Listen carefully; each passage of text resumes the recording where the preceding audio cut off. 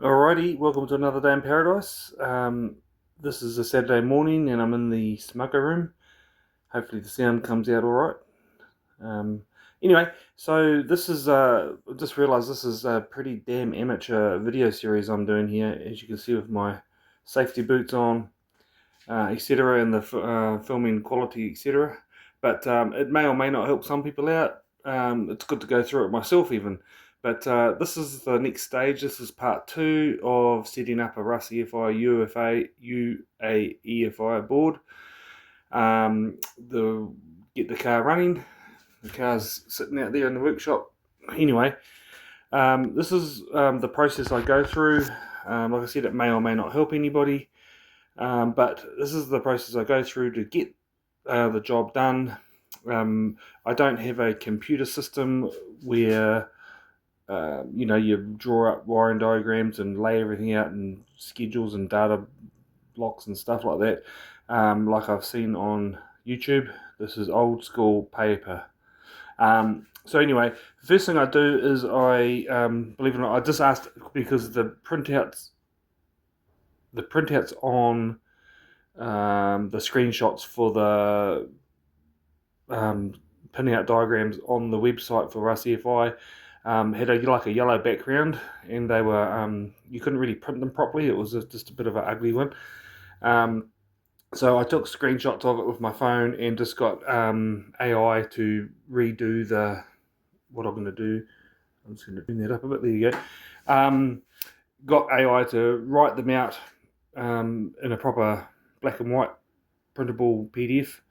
So the board has obviously 4 main plugs and plus the little wideband plug, but I've left that one out because it's all sort of standalone by itself, ready to go.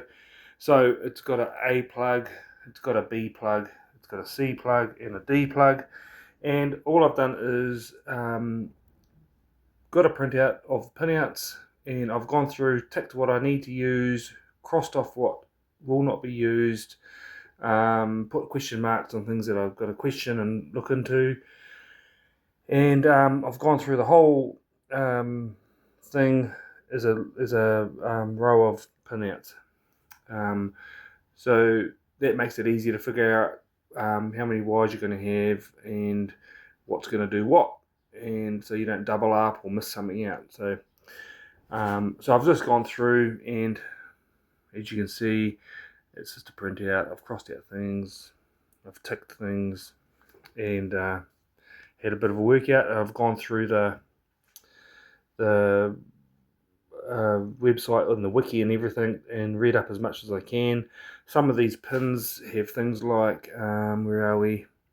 Has a flyback D2, and originally I wasn't quite exactly sure what that meant. I kept on thinking D2, and then I kept on going down to, D2. But no, D2 refers to a diode on the board, which means the circuit is protected from any backflash of electricity. Back EMF, I think they call it, I don't know. Anyway, so by the looks of it, you have to be careful.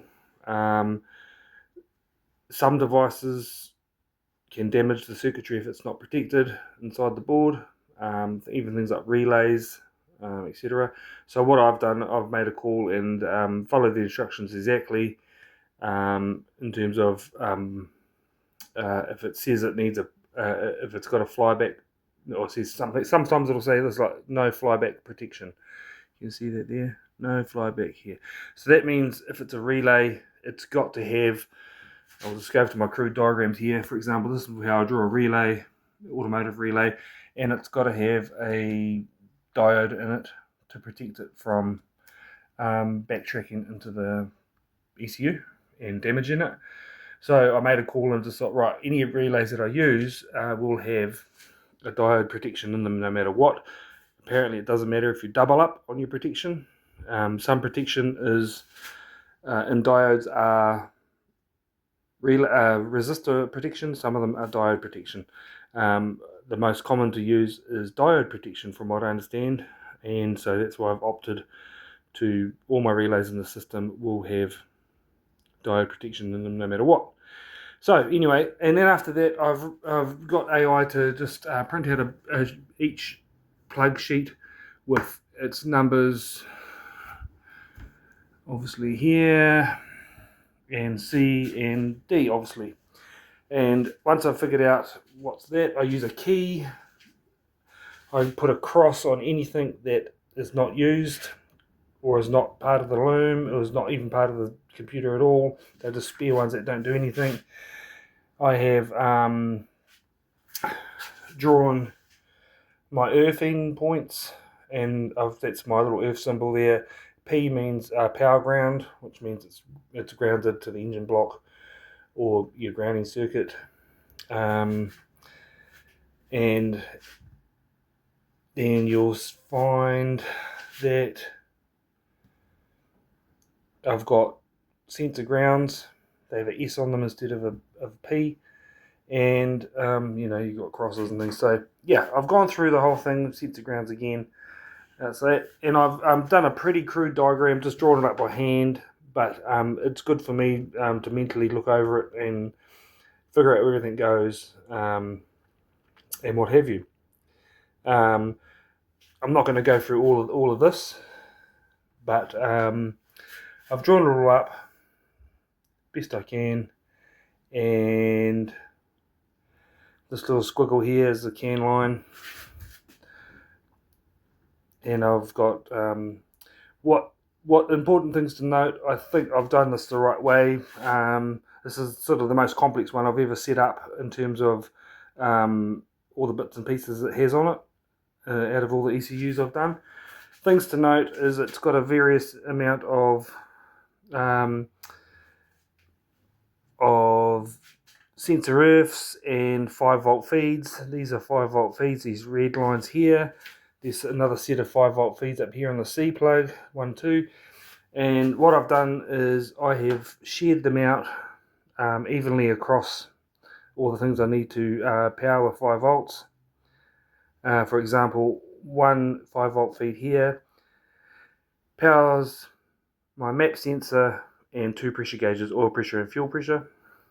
The next 5-volt feed, this one here, powers all my Hall effect things.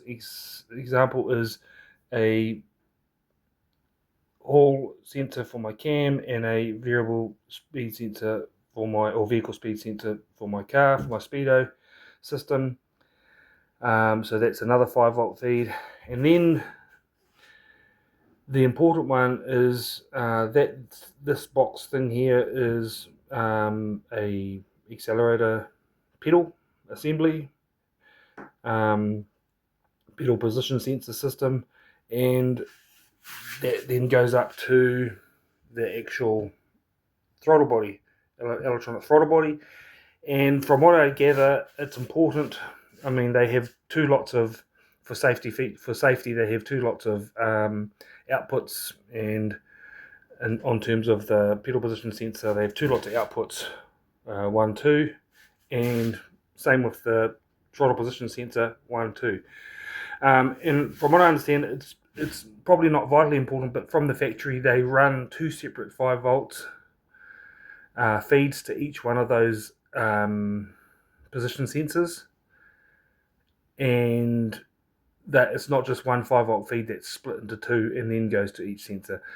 They seem to, from the factory, split it, have 2 5-volt feeds. I mean, what happens back here, they probably come from the same place anyway, but I'm just following what the sort of factory, what I've found that the factory seems to do. They run 2 separate 5-volt feeds altogether. They don't just split it at the sensors. So yeah, so that's what I've done. I've drawn it all up, worked it all out, and the next thing will be laying out some wire and working out the length of wires, etc. There's a lot of things here that haven't been completed. For example, I haven't my injectors here, 1, 2, 3, 4. They haven't got a power system coming from the fuse box up here, and same with the coils. What I've done is put a little circle to show that it's a coil trigger. So yeah, so because that just goes without saying pretty much. I have made a couple of mistakes.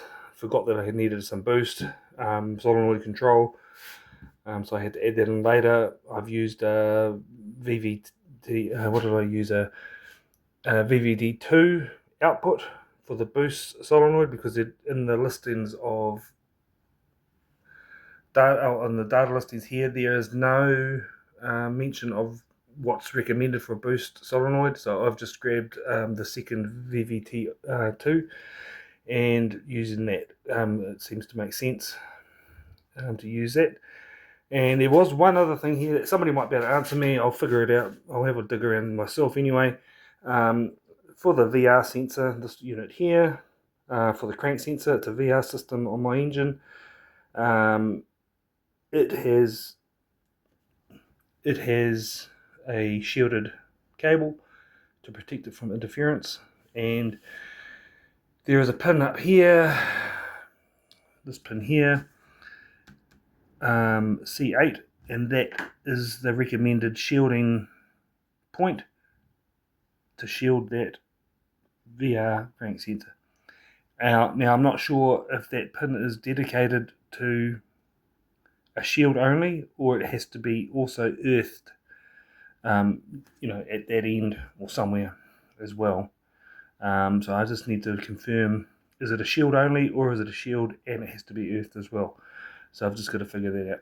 So yeah, so that's my crude diagram, and like I said, this is amateur hour for sure, but this is the way I do it, and I'm pretty certain. I know it's not a PDF or a PowerPoint presentation, but this is all I need to get the thing drawn up. Oh, and there's also one other thing is a lot of these sensors and things need pull-ups or pull-down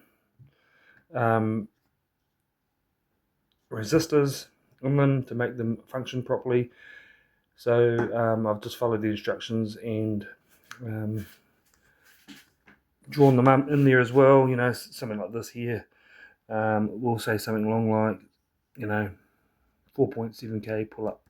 So you put that in the circuit and hopefully it should just work. So yeah, so this is the second part. The third part will be laying out the wiring and getting it sorted. So boring times, I know, but it's as good as it gets today. It may help somebody. It may make people laugh, but that's it for now. Alright, I will sign off here. I will go and do my weekend work, and we'll go from there. Alright, we'll see you next time. Thanks very much. Bye-bye.